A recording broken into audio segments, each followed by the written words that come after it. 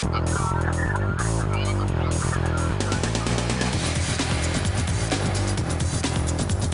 is MacVoices TV.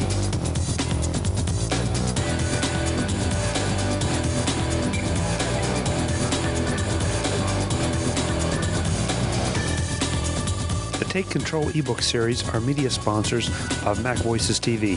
Visit them at takecontrolbooks.com. Welcome to MacNotables and Macworld Conference and Expo. I'm Chuck Joyner, and we are in the Macworld podcast loft, which is actually about a floor above the show floor in a little blue square. It's sort of interesting. Joining me this time is Tonya Engst of Tidbits and Take Control. Miss Tonya, it's great to have you. Hello, Chuck. How are you? Good. I'm great. And the man who blew the socks off of the Cirque du Mac party last night, Mr. Andy Ihnatko. Chuck, always a slice. It's great to have you, Andy.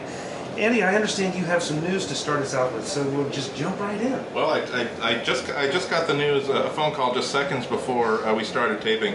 My name has been named in nomination as Obama's next chief administrator of NASA.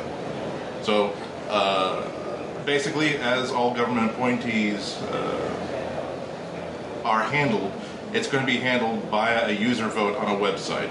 So I've been told that I am many votes ahead of LeVar Burton right now. Right now, the number one position is being held by Phil Plait, a good friend of mine. He runs the badastronomy.com site. But now that he's fighting me for this bid as NASA's chief administrator, he is my sworn enemy. So we must beat Phil Plait at any cost. So if you go to ObamaNASA, OBAMANASA.uservoice.com. Now, it's not just for the good of NASA and the country. And, of course, it will be for the good of NASA and the country if I'm given this post, because no one is better than me. The number of model rockets that I have built and exploded in parking lots in this country, in every state of this nation, leaving no area of Joe Sixpack, Joe the plumber, Joe the golf shirt wearer, etc. It's mostly because I don't have a dental plan, I don't have a health plan, and I've been informed that you do get on the government insurance plan if you have this post. So, I mean, how long can my good health last? I mean, my blood pressure is good, my last blood workup was great, but really, I mean, we're just playing for time here. So, if you have a shred of humanity in you, go to obamanasa.uservoice.com, get me this job. And remember, this is America. There's plenty of grease to be spread around, if you know what I mean. It's an anonymous poll, but, there's IP address tracking. You'll be taken care of. So what did they say? Vote often? Vote as many times as you can get away with. This seat is not for sale. We have to buy it with your love. But again, this is America, and love can be purchased rather readily. Again, we'll work these little details out.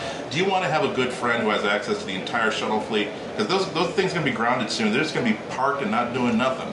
And we fill those up with about 40,000 tons of hydrazine. We could have ourselves one hell of a weekend wherever the hell we want. So, will LeVar Burton do that for you? I don't think so. He'll take it out with his mom. Take his mom out, maybe do a couple promotional appearances. He used to boost up his appearance fee at those Creation Comic Cons. Not me. I don't know how to follow that. I just have to say congratulations, Tonya. And God bless I America. just wanted to clarify that you're running, I think, rockets exploding in parking lots, campaign slogan, ticket. That's your strong. The parking lots of your enemies. Those are, if you have enemies, that parking lot that are really good. Let's say that you have a sub shop. And your competitor, there's a Subway across the street that's got great new property, great new frontage, great new walk-in traffic, lots of regular parking. We can make sure that suddenly becomes like the drive-through establishment becomes totally taken up. So let's just say there'll be no rocket detonations that we were not aware of and that we were not ready for. Thanks for clarifying. I think that's a really strong campaign point, and just because I'm your friend, and I would definitely vote for you. There you go. Can you just remind folks once again of that URL so they can? Yes, that's so. As my assistant chief administrator just reminded us, ObamaNASA.uservoice.com. You know Obama. We all love Obama. NASA. Who doesn't love NASA? You've got those words printed in your heart already. Expand that heart a little bit to add theuservoice.com, and I think we're really, really close to really change that America needs, including rockets, red glare. It's very exciting. Very exciting for all of us. Andy, what are my chances of becoming chief financier if I just start handing you credit cards? Well, again, we'll see what kind of approvals we get on these. Okay.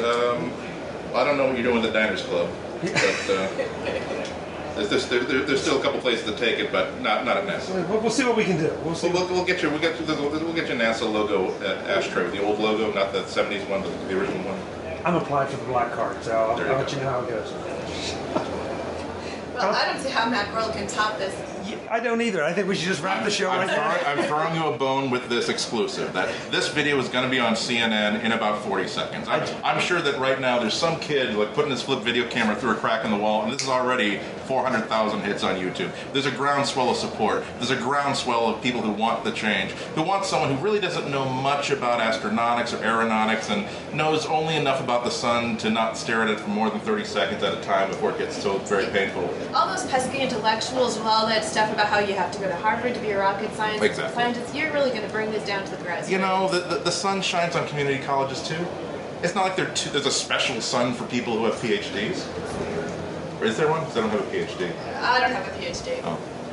Actually, maybe there is like a special one, but if we look for it, we can find it. Maybe they have an executive Okay, offer. I will make sure that we abolish that second sun, or at least open it up for everybody, because it's not fair. There's a special second sun for, George W. Bush, a Yaley. He gets to see this second sun. Yeah, when it's all dark outside and cloudy, and those Yaleys are, oh, look, we've got our shirts off, we're getting a nice rosy tan. The working class people like you and me and Chuck on some days, we're just toiling under a gray sky. That's not going to happen in my administration at NASA. We will take the shroud of ignorance off that second sun and explode rockets that will make for better weather. I'm concerned that you're harping on the exploding rockets. No, I'm willing to give the country a whole second sun they didn't know they even had.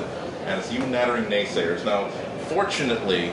Are you evolving your campaign slogans here? Well, I'm moving more to the center as my campaign progresses. I mean, I can't really be the same fresh-faced optimist I was 3 minutes ago. Because back then my poll numbers were only about 6%. That meant that I only represented 6% of the populace, and here I see that my numbers are now up to 23%. So if I really want to do the job that I want to do for my original base of support, job one is to get elected.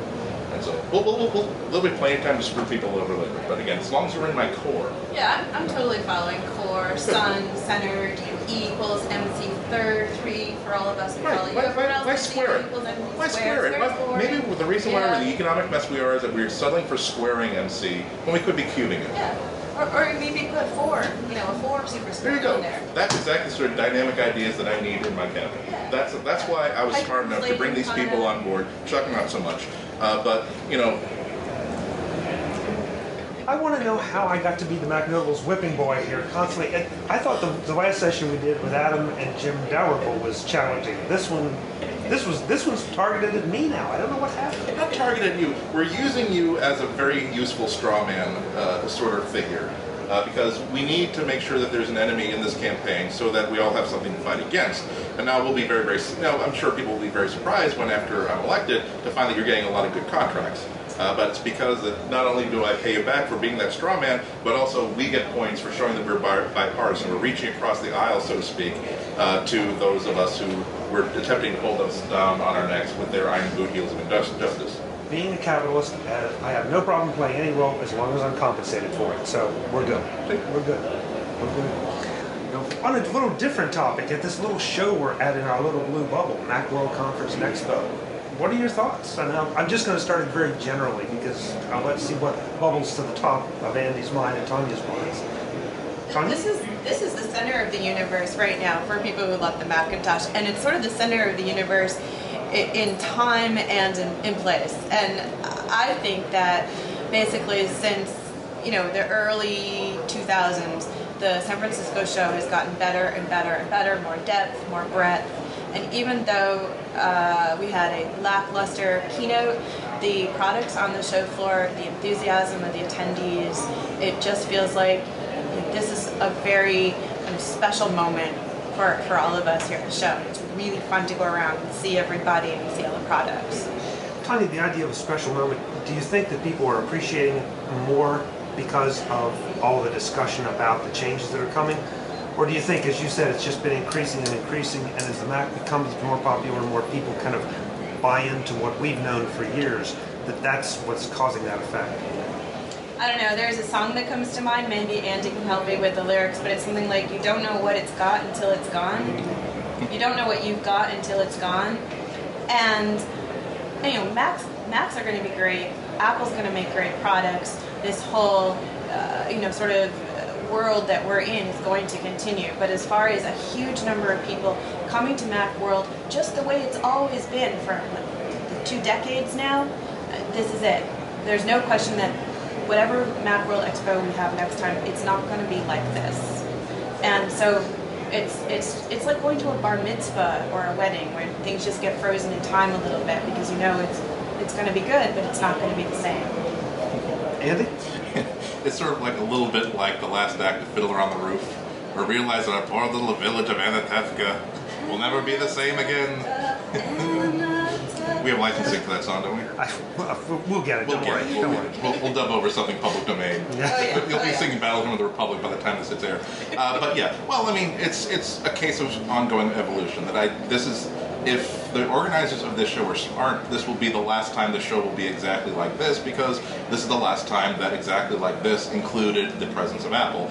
But since Steve Jobs' return, it's hard to remember that there was many, many years when Apple really had no involvement in Macworld Expo, and it was a Titanic show that was so big that it could survive an expansion into a whole second city that was supported for more than 10 years. But, again, if Macworld Expo holds on to its old traditions for one more year, that's the start of a decline. Because that's what they tried to do with Macworld Boston when Apple pulled out. They tried to run the exact same show that they had before, and they realized that didn't really instill confidence in either the attendees or the people who come to exhibit. But Macworld San Francisco has something that Macworld Boston didn't have, which is the failure of Macworld Boston to learn from. So I'm very confident that it's going to be back next year. I'm even confident that in 2 years' time it'll start to take its modern shape, and we'll find a viable way to do that. Of course, human nature being as it is, it's going to take a while before everybody starts to dive back into the water. I was talking to Paul Kent, the organizer, last night, and he was telling me that already they have about 60 confirmed companies who've already signed up to be here next year, so long as they're very, very good about publicizing that and making sure that the message goes out that there is going to be a Macworld next year, and there's going to be plenty of reason to do it. Then that's going to be great. I think it'll come down to having a really great keynote on Tuesday. Right, on the first Paul's day. been talking about, there are other people besides Steve Jobs who can do a really compelling keynote. And I wanted to make sure we mentioned in this podcast that Macworld Expo 2010 is already taking registrations, and it's going to be free if you just want to go on the show floor. So you can go on the Macworld Expo website right now and register for 2010. And if your intention is to come, it's really great to let the vendors know now, because there are definitely people right now and in the coming weeks who are going to be deciding whether they're going to buy booth space or not. And the more people who get on and register, the more it's going to signal that people do want to have Macworld Expo in San Francisco in January. I myself, as soon as I get online access in my hotel room, I will be signing up myself. You're having trouble in the same hotel. The hotel room's not working so well. Yeah. But Tonya, I don't know if you heard this last night, but Paul announced at the start of the town hall meeting that David Pogue has agreed to do the anti-keynote. Oh no, I year. didn't hear that. So that should be very fun. That's the first announced thing. So it's pretty clear from what Paul said at the town hall meeting, which I thought was very interesting, that this is going to be a very different kind of thing, that a lot of limitations that maybe were there before are not going to be there, and they are looking for input from everyone. If you go to the Macworld Expo website, you will find an email address. I did not memorize it, but where Paul is asking for whatever feedback you want to give him on what will make a better show. Right, and I've kind of heard sort of on the rumor mill gossip kind of level that there are some things Apple wanted this show to be like so that they would come, and those things are no longer being imposed by Apple, so that gives some freedom and flexibility that wasn't there before. So Paul Kent's a great guy, and I think he's going to really be working very hard to make the show work. There's a reason why you have all the iPod products are spread out everywhere, why all the different MacBook products are spread out everywhere. That is actually an edict from Apple that no, you can't have special areas, special pavilions. You can't have a special gaming area. Exactly. And so now, essentially, Paul Kent and the rest, they have a blank slate in which to build whatever they want. I keep coming back to the subject of the Great London Fire. But it was bad for the people who, like the fire in the late 1500s, 1600s that wiped out a huge portion of the city, and it was inconvenient for all the city blocks that were burned to the ground. Very bad for the people who died. But on the other hand, number one, it killed all the rats that were spreading the bubonic plague, spreading the Black Death. So London was the first city that recovered from that plague. Secondly, it allowed them to rebuild all their streets for 17th century commerce, whereas everything in the rest of Europe were settled for little horse carts being driven by one person and one donkey. So sometimes you need to have a blank slate on which to renew yourself, and that's why London became the economic and the military titan that it became for the next 200 years. So, not that I'm suggesting that Apple pulling out is burning the Moscone Center to the ground in its wake, but there's always opportunity for things to move forward. On to the risk of banging the drum a little too loudly, we're Mac users. We're known for innovation. We're known for thinking different, not the slogan, but just the fact. This is the time for us to all think different. And IDG, I think, there's nobody to head up IDG's effort better than Paul Kent, because he's the person who understands this community better than some people who've been heading it in the past. So I think the future's potentially very bright. I just wish that more people would understand that, and like you said, Andy, look at it as opportunity instead of change and fighting change. Change is going to happen. Well, change keeps happening. I mean, there's no question in this industry. If you can't handle change, you're in the wrong field for sure. So that's kind of why I was saying it felt like a bar mitzvah or a wedding, where it kind of freezes a moment in time, but you still want the people to move on with their lives. You don't want them to remain 13 or remain newlyweds, because there's sort of the best is yet to come kind of a feeling too. Good point. Tonya, I'll start with you and ask, because you mentioned it before, a lot of cool products, a lot of interesting things. Talk about some of what has caught your attention, turned your head on the show floor. All right, well, what's totally caught my attention is all the iPhone apps. And the reason why I think it really caught my attention was because I just became the owner of an iPod Touch. And previously, my husband had the Touch, and honestly, I had the Kindle. That was how we divided up the tech objects. And he didn't use the Touch a lot, but he just got an iPhone, so I got the Touch. And we're not in upstate New York anymore. We're in urban San Francisco, where there are so many interesting ways to use these things, because they can tell you where you are and where everything else is and where everybody else is in different kinds of ways that are extremely useful in a crowded urban environment. So combine that with coming in here and seeing like about 10,000 iPhone apps, each one more unique than the other, each one adding some kind of contextual information or locational information for you, for where you are. And I spent the first 2 days with, almost with, steam coming out of my ears. Not like that I'm mad, but just that my head's exploding. And I'm sort of starting to get my head wrapped around it, and I think it's very exciting, but there's so much energy right now around every possible way that you can use the iPhone. There's these folks, just as the wackiest way to use an iPhone, it's the Ocarina application, and you blow into the microphone on your iPhone and you kind of push places on the screen with your fingers and music comes out. But that's not all. You hook up to the internet, and then your music can come out in other places. People can view the Ocarina, website or whatever it is, and they can say, oh, I want to listen to people playing the Ocarina on their iPhone in, South America. So what's going on there? And they can actually listen to what's been played, and they can heart it if they like it. They can click a little heart icon. So that's some of the kind of just utterly bizarre stuff. There's practical stuff, there's, point of sale stuff, and all kinds of things. So what I've been mostly doing is just going around trying to wrap my head around all this stuff that I know some people have already wrapped their heads around because they've been using these devices for a long time. But coming here and getting total immersion in it was really pretty heady. Andy, how about you?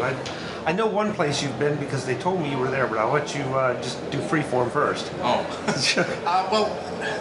Unfortunately, I've been so busy with meetings and talks and stuff, I've only had like about 3 hours on the show floor so far. Oh, yeah? But I was really blown away by iMovie 09. I cannot wait to get my hands on it. It was a pretty solid demo during the, not Steve Note, but during playing with it on the show floor and during my product briefing, basically being shown not only the features but why the guys who create that software are so enthusiastic about it. I think that a lot of people have been referring to it as Apple's apology for iMovie 08, I feel that it's Apple's statement that, see, we were right all along. Because I've spent the past couple months finally learning how to edit stuff in Final Cut. Because I've never had a real reason to use these professional grade, one of the pro apps. But there's things that I wanted to do in iMovie that I've never been able to do, and I finally got sick and tired of not being able to do what I want. And now suddenly I'm looking at iMovie 09 and thinking of these great features of edits that are so complicated in Final Cut that are just consumer grade. Just like I got a lot of compliments about one of my YouTube videos where I had a time-lapse series of a train ride that was synchronized more or less to music, and it was incredibly difficult to get that going. With the new iMovie 09, the demo is just this simple. You take the music or the voiceover or whatever it is that you're going to cut to, and then you just simply drag it in and you just listen to it and just keep tapping every time you want to do a cut. M for Mark. M. Da da da da da da da da da da da da da da da da M da da da da da da. You know. And then you're just simply saying, here are all the edit points for the movie I'm about to make. I'm going to have a shot that goes for 2.2 seconds, then one that goes for 10 seconds, then one for 2.2 seconds, and then three that go for half a second each. And then you start just simply dragging clips in, one after the other. It knows that, okay, this clip number 3, I need to trim this to exactly 3.2 seconds. And without any intervention on your part, you have the chicken dance being cut to add all the beats that you defined.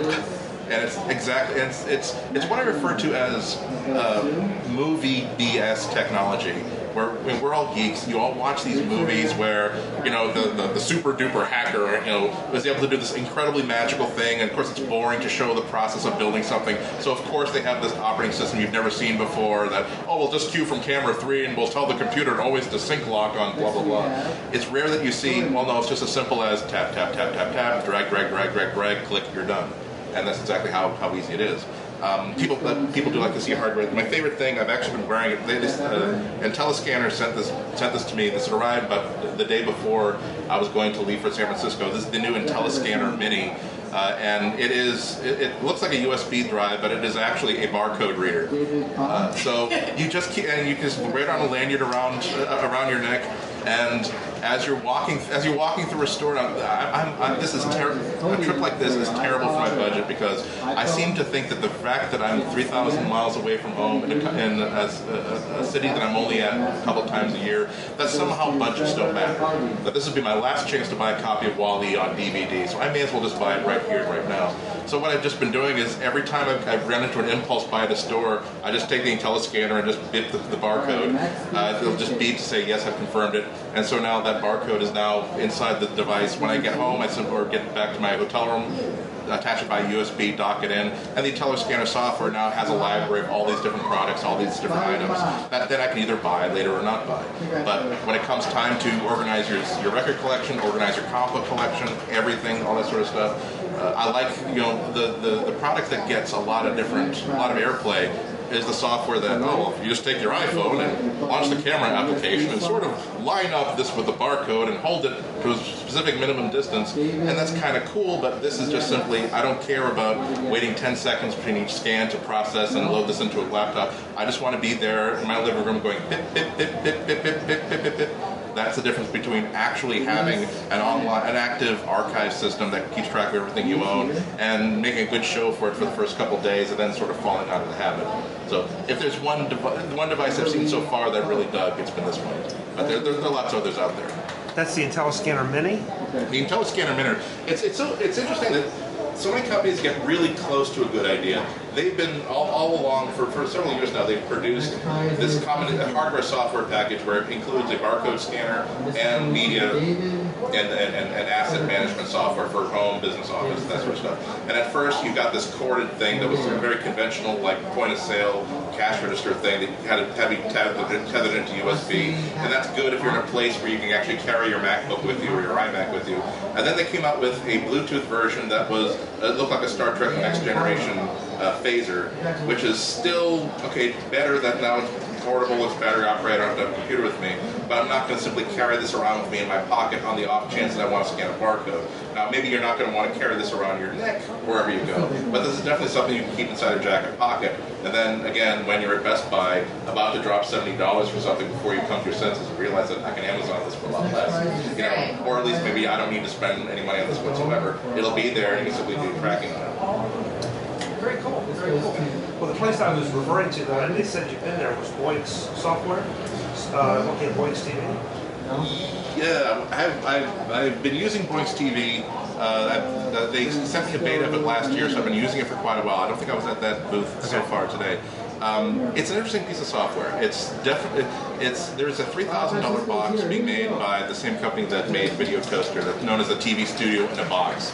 That if you have a church, sporting event, TV station, anything, you can put all your cameras tied into there, load up all the generate all the graphics. It's like a big graphics computer with the user interface and everything, and generate these really professional live broadcasts, streaming to the internet or to high def right from there. This is sort of Boynk's TV is sort of the software equivalent of that, where through a virtual panel you can tie in several different live sources, several different sort of like subtitle effects and scrolling caption effects and other like TV weatherman sort of effects. And as things are happening in front of you, cue between different cameras and mix things in and add ripple effects in, ripple them out, and essentially edit things sort of live as they happen. I like it a lot. Now, it's not the sort of stuff that I use a lot. If you're the sort of video editor who doesn't like to really pre-concept what you're shooting, if you just want to I just want to set up 2 different video cameras of me demonstrating how to cook something, and then when I'm done, I'll just import both of these 2 points of view of the exact same thing happening. I'll import them into Boynk's TV, have them both running side by side, and simply as I'm watching myself cook this omelet, I'll just go wide shot, inset, back to the wide shot, inset, back to the wide shot. It's a lot better it's a more organic way of editing things than having to say, okay, and I want to ripple cut into a roll from 1.2 frame 141. Jeez, I just want to focus on the pan of the omelet for exactly 2 seconds, then go back again. Why am I being so digital about this? Joining us for the rest of this particular MacNotables discussion, we have Mr. Bryan Chaffin of the Mac Observer and guitar for the Macworld All-Star Band. Brian? Hey, Chuck. Thanks very much. Hey, great job last night. Thank you. Great job last night. And the other guy who did a great job last night, Bob Dr. MacVoices on guitar and vocals. Hi. It's good to be here. I know, get right on that mic. Yeah. We're short of chairs. That's why we're... Well, that's the beauty of this. Anybody that comes in, we just say, come on and join the show. Come on and join the show. Well, thanks for having me. When you two both came in, we were just chatting a little bit about what we've seen on the show floor that turned our heads and what was cool. So, Brian, maybe I'll go back to you and see if you've had a chance to even hit the show floor, because I know you've been a little busy writing.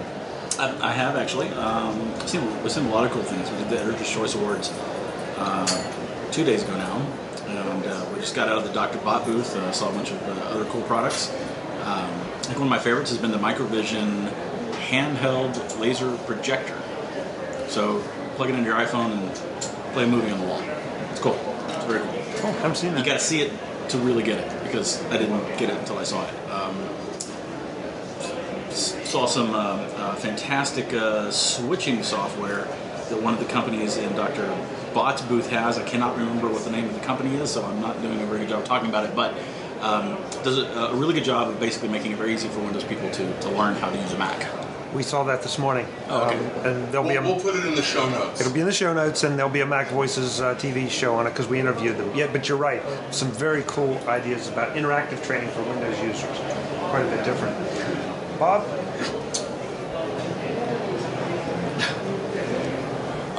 Well, I want to see that projector thing. That's on my list for tomorrow. I haven't seen that yet. I saw a couple of cool things.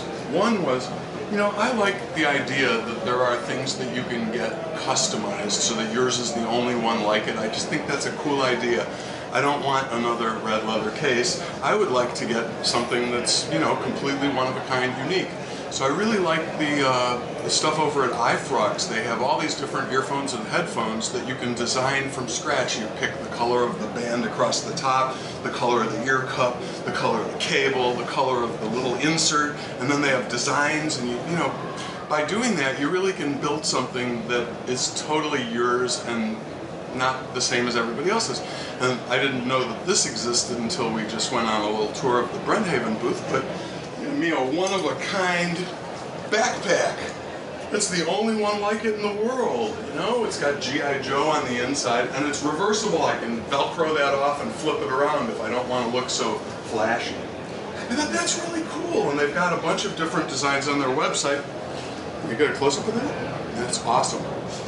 So, I'm really kind of, one of the things that's been popping out to me is all the places that are getting into this custom design so you can make something for yourself that's not just like everybody else on the block. And the other thing that I saw that was cool, and I'll hold this up for the camera also, I showed you this yesterday, didn't I? This little speaker. It's just a little battery-powered speaker, but the design is very nice. The industrial design is very nice. It's got its little cable in the back, and there's a little place where you wind it up, and it doesn't get tangled. It sits in its little place there, and it's got a wristband, and it's got a carabiner on there, and you can clip it to your backpack. But it sounds, and of course we can't do that here, but it sounds really, really good for a little one-piece, little teeny speaker. And your MacBook Pro, you can't even hear it if you try to listen to your speakers here, even cranked all the way up. That's the answer. 3 AAA batteries, and plug that in. You'll make plenty of noise. Ask anybody in the press room. And from outside glancing, yes, it's good sound. It really was surprising how good for the size. So I was pretty impressed with that. And let's see, I saw 13 leather cases, each redder than the next. I saw pink leather cases. Ooh. There was definitely pink going on. Was each pinker than the one before? Each was more faux than the other. That's good. That's good. Other reactions, and again, I'm going to look to Bob and Bryan since they were the newcomers, because we already were talking just about the overall reaction to the show, but it feels like it's a really good vibe. It feels very excited, very positive. Absolutely. In spite of all the things that seem to be being talked about outside the show floor. You talk to the attendees, you talk to the vendors, they're all having a great show. Well, look at the last Boston show. It was a tiny show, but the people that were there had a good time. The vendors that were there had these great interactions with the people that were there. But it was such a small show, it wasn't viable. I think that this year, I think the IDG people have done a really good job. I think that, again, to mention Dr. Bott again, what they've done with all the vendors and things like that, it's good. It's good presentation. And the end result, I think, is that this is the most successful show in years. The comment about Boston is especially interesting to me. I was at the last Boston show. I thought it was a good show. And I felt like that if it had been up to the people who were there, and the vendors and the attendees, that the show would have gone on. It was what was being talked about outside that helped kill it. Yeah, it's too small, though. No one's making money. I don't It was disagree good with for that. everyone that was there, but you can't make any money from a show that's small. No, but sometimes you may have to contract a little bit then to re-expand. Sure. And I think that's what we'll see next year. Next year, it'll probably be smaller. But I think that if the right combination of things are brought together, the show can outlive Apple in good riddance. Andy, you were at the last Boston show. I know, because you and Chris and I had dinner, and you were a native Bostonian. Was it a big disappointment for you to see it disappear? Well, I mean, it's bittersweet. The people who live in the San Francisco area have a huge advantage over those of us who live in the East Coast, because now that Apple is moving all of their big product announcements to the Cupertino campus, that means that they essentially can attend any of these things for $50 or $60, $70. I'm afraid that as an independent journalist, I certainly can't afford to spend $800 every time Apple wants to introduce a new iPod or do a speed bump on an iMac. But it is a little bit bittersweet. My recall of attending Macworld Boston was, I don't get a hotel. I still live about 30 minutes away, and it basically means that my bag gets bigger and bigger and heavier, and I'm at a party till 11 o'clock, and somewhere there's this big backpack full of stuff and computers and notes. And then I get a half-hour commute back home, followed by a 15-minute drive, and then I still have to be somewhere for a breakfast meeting at 7:30, so I have to get up at 6 in the morning, battle rush hour traffic, again with a big backpack. I'm certainly going to miss this idea of being at the Marriott right across from the convention center and realizing that, I'm really I'm kind of hungry. I really want to get a Dr. Pepper. I'll just go back to my room where I have a 6-pack cooling in the ice chest since the morning. one thing I want to, because we're almost out of time, or we're headed out of time, but I want to go around the table and discuss this. Any trends you're seeing from your time on the show floor, talking to vendors or attendees? Any particular trend that jumps out? I mean, I know we talk about iPhone cases and iPod cases and all that with a certain amount of jest, but any particular underlying currents you're feeling for the show? Bob? One thing that I've noticed, or at least people have been saying, what have you seen that's really cool? And somebody said to me today, have you seen any cool software? And I started racking my brain and thinking, and I haven't. And it's surprising. It's like, yeah, I guess there have been some interesting little iPhone apps, but I haven't seen any Mac software that blew my mind. What? But yeah, but I was using things a year ago. It's like it was new to you. Things on iPhone is what's Oh, things on iPhone. Oh, okay. So you're right. Which would make it better for me, because the reason that OmniFocus really popped for me was when I got the companion app on my phone. Right. And then it's like, oh man, this is nirvana for keeping my stuff organized and getting stuff done. It's based on the getting things done theory, which I'm not sure I buy, but in OmniFocus on the Mac and on the phone works for me.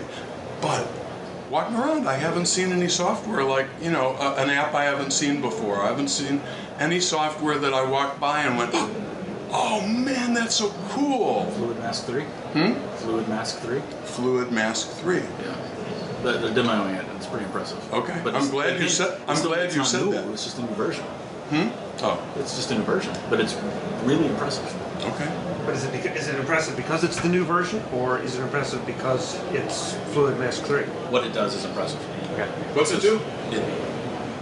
Masks? They're it does masks for Halloween? Photoshop. No. Oh, Photoshop. So their example that they're doing is an African American woman with a large afro. So she's got lots of hair on the edge of her very large head of hair, completely removing the background, which anyone who's ever done any Photoshop work knows is a nightmare. So it's a selection tool from heaven. Yeah, sure. Okay. All right, I got to go see that. Yeah, it seems like they got it. I mean, it was their demo, of course, but it seems like they finally can do it perfectly.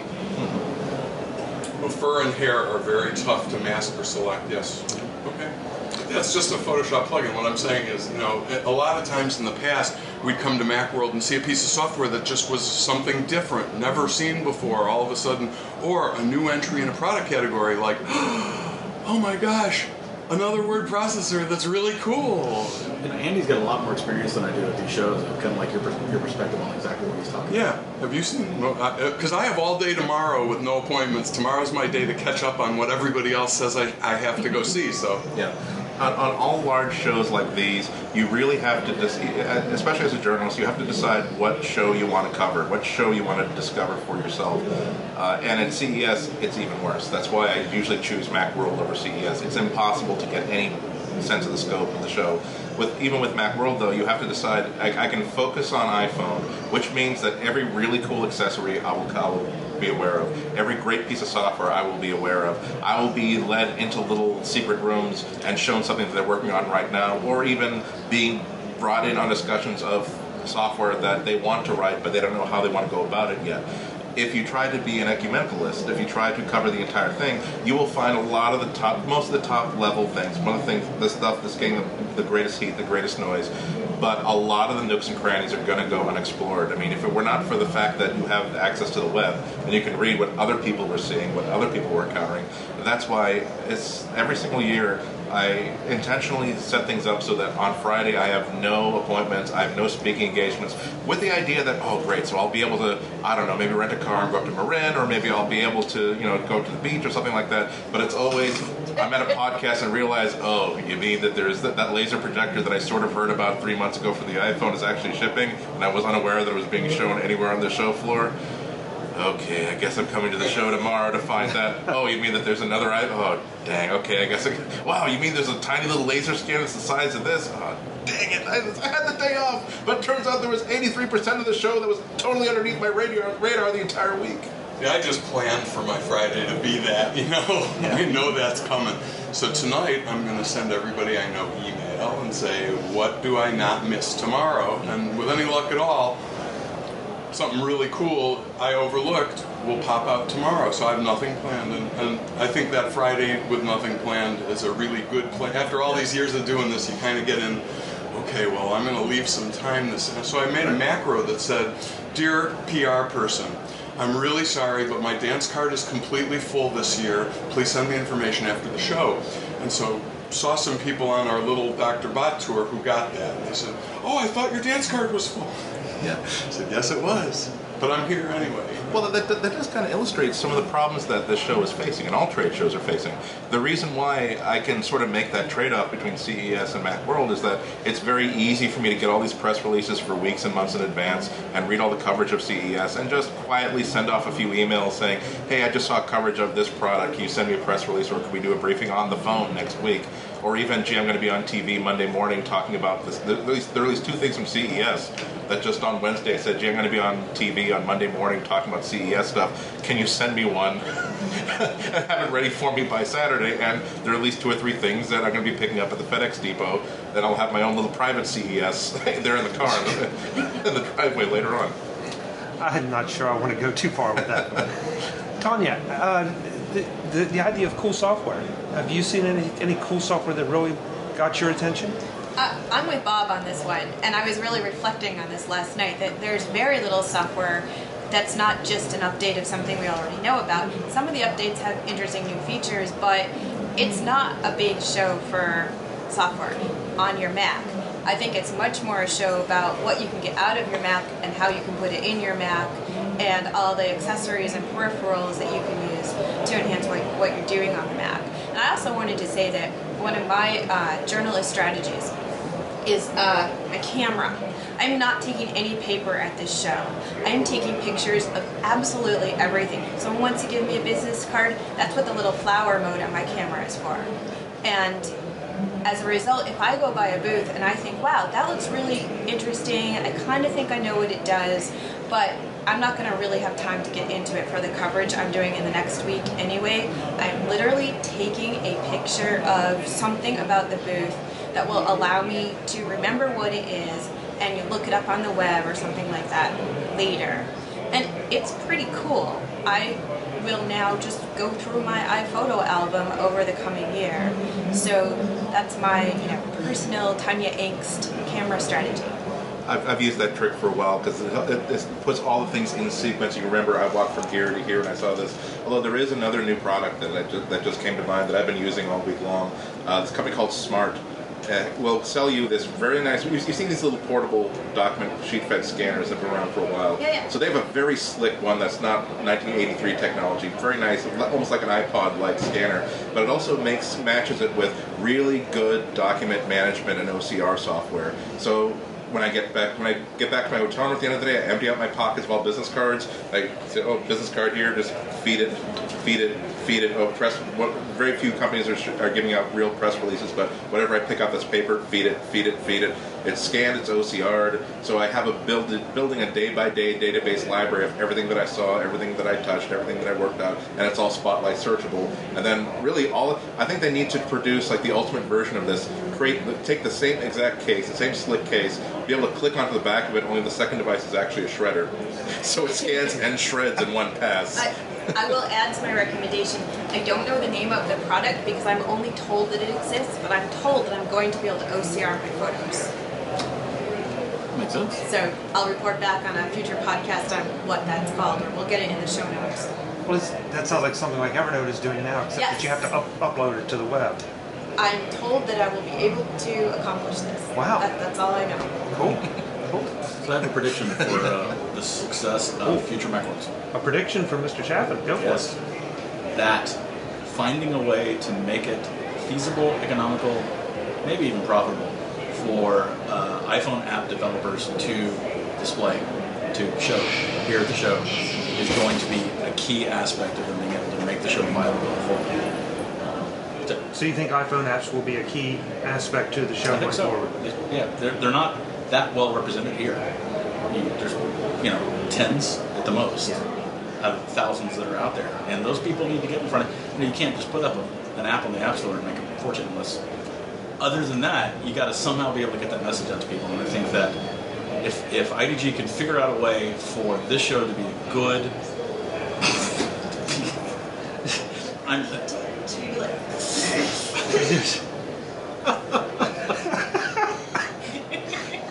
It is what it is. And that a way for, if I did, you can find a way to make this show a good place for people to get in front of other people with their apps. It'll be good for everyone. We're going to end it there and try to keep it up on the high level before we go any farther down. Yeah, it may be way too late.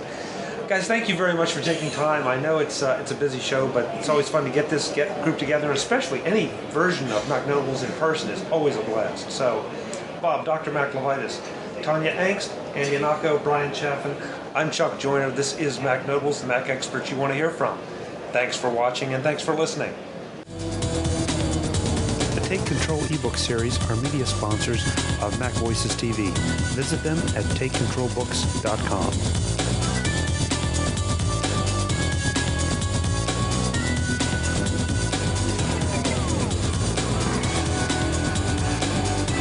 MacVoices TV is part of the MacVoices group and a member of Mac Level 10.